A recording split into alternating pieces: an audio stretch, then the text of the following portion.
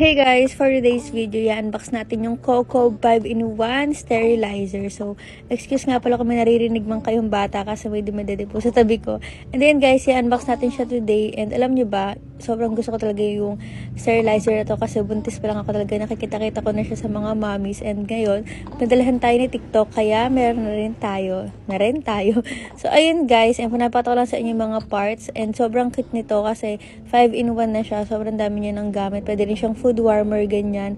And then guys, sobrang laki din ng storage nito kasi napagkakasya ko dito yung mga pump ko and also yung mga bottle baby. And ayan, meron din pala siyang freebie na tong ng bote and also yung sponge para pag naglilinis kayo.